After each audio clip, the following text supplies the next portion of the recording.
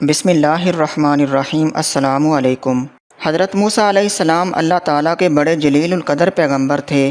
اللہ تعالیٰ نے آپ علیہ السلام کو اپنے ساتھ ہم کلام ہونے کا شرف بھی بخشا تھا۔ حضرت موسیٰ علیہ السلام کو طور پہاڑ پر جا کر اللہ تعالیٰ سے ہم کلام ہوتے تھے۔ ایک دفعہ حضرت موسیٰ علیہ السلام کو طور پہاڑ کی طرف جا رہے تھے۔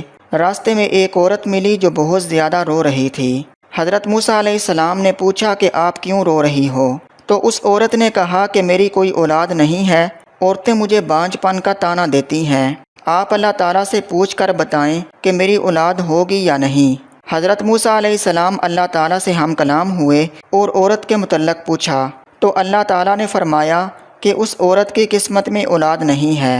حضرت موسیٰ علیہ السلام نے واپس آ کر اس عورت کو بتایا کہ اللہ تعالیٰ نے فرمایا ہے کہ آپ کی قسمت میں اولاد نہیں ہے۔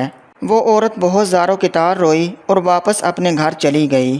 کچھ دن بعد ایک فقیر اس عورت کے گھر آیا اور کہنے لگا کہ جتنی روٹیاں دو گی اتنے بچے ہوں گے۔ اس عورت نے 4 روٹیاں دیں تو اللہ تعالیٰ نے اسے 4 بچے دیے۔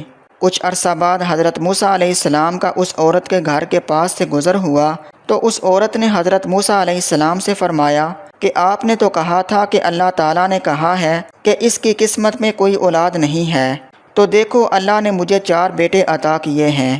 حضرت موسیٰ علیہ السلام حیران ہوئے اور اللہ کی بارگاہ میں پھر حاضر ہوئے اور فرمایا، یا باری تعالیٰ، آپ نے تو اس عورت کی قسمت میں اولاد نہیں لکھی تھی، لیکن یہ 4 بچے کہاں سے آئے؟ تو اللہ تعالیٰ نے فرمایا، اے موسیٰ، جب میری راہ میں کوئی اپنا کچھ خرچ کرتا ہے تو میں اپنے فیصلے کو بھی بدل دیتا ہوں۔